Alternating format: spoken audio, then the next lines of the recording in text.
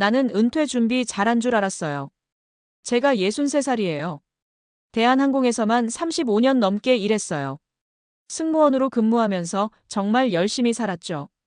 하루하루 긴장감 속에서 몸매 관리하고 건강 챙기고 외국어 공부하고 그렇게 버틴 세월이죠. 그런데 은퇴하고 나니까요. 갑자기 내가 어디서부터 잘못됐지? 싶은 거예요. 얼마 전 오래 알고 지내던 지인이 조용히 털어놓았습니다. 은퇴 후 치킨집을 열었지만 생각처럼 되지 않았고 경제적으로도 정서적으로도 점점 지쳐간다는 얘기였습니다. 밖에서 보기엔 멋지고 품위 있는 인생 이막 같지만 속사정은 달랐던 거죠. 사실 이런 이야기 멀리서 들을 일도 아닙니다.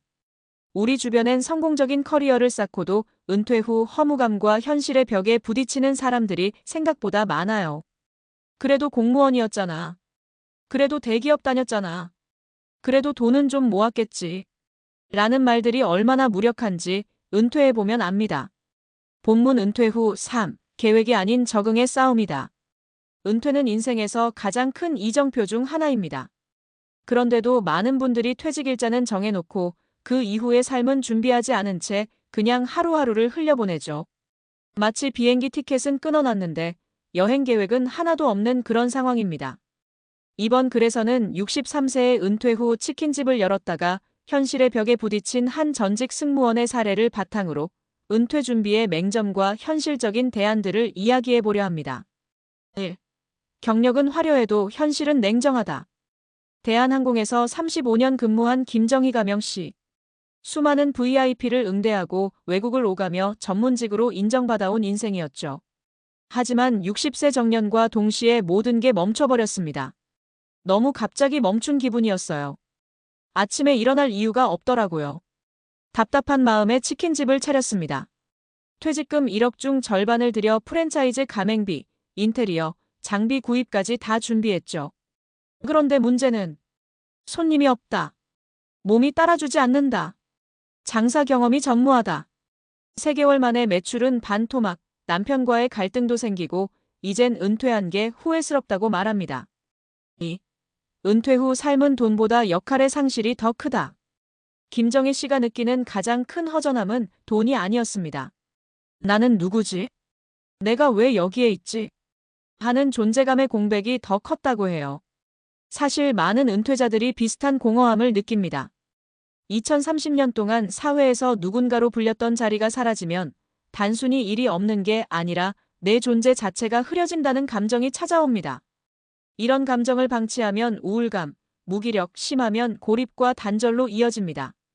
그래서 은퇴 준비는 재정 설계만으로 끝나는 게 아니라 은퇴 후의 정체성을 어떻게 설계할 것인가도 중요합니다. 3. 은퇴 후 창업은 쉬워 보이지만 의외로 위험한 선택. 은퇴 후 자주 선택되는 창업 아이템이 편의점, 치킨집, 카페입니다. 특히 내 가게 하나쯤 차려볼까? 하는 생각 공감 가죠. 하지만 경험 없이 진입한 자영업은 실패 확률이 70%를 넘습니다.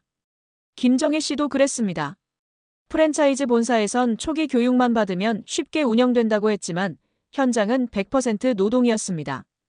하루 12시간 넘게 튀김기 앞에서 서 있어야 했고 배달기사와의 트러블, 재료 발주와 유통 마진 계산까지.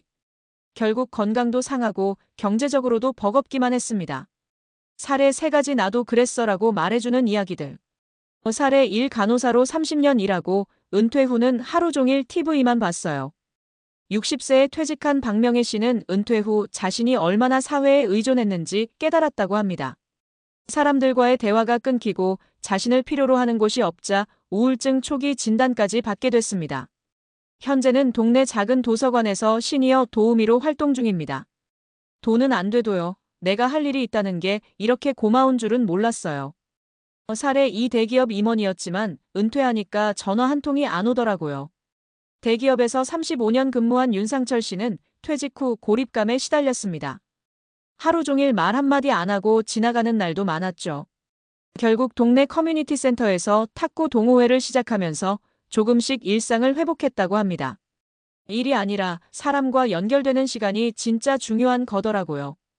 사례 3 은퇴 후 온라인 강의로 제2의 인생을 시작했어요. 전직 교사였던 이정화 씨는 은퇴 후 유튜브와 온라인 강의를 병행하며 인생 2막을 설계했습니다. 처음엔 컴퓨터 다루는 것도 서툴렀지만 지금은 월 100만 원이 넘는 수익도 생겼다고 합니다. 그냥 강의하던 내용을 정리해서 유튜브에 올렸을 뿐이에요.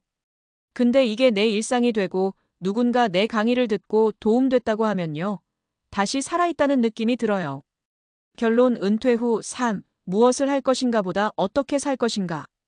김정혜 씨는 요즘 치킨집 문을 접을까 고민 중입니다. 그래도 후회는 없습니다. 이 과정을 통해 자신의 한계도 은퇴 준비의 허점도 뼈저리게 느꼈기 때문입니다. 그리고 요즘은 시니어 승무원 출신 네트워크를 통해 봉사활동과 강연 준비를 하고 있다고 해요. 나는 아직 끝나지 않았다는 걸 믿고 싶어요. 여러분도 기억하셨으면 좋겠습니다. 은퇴는 끝이 아니라 다시 설계해야 할 시작이라는 것을요. 그리고 그 시작에는 돈보다도 경험보다도 삶의 방향성과 사람과의 연결이 우선되어야 한다는 걸요.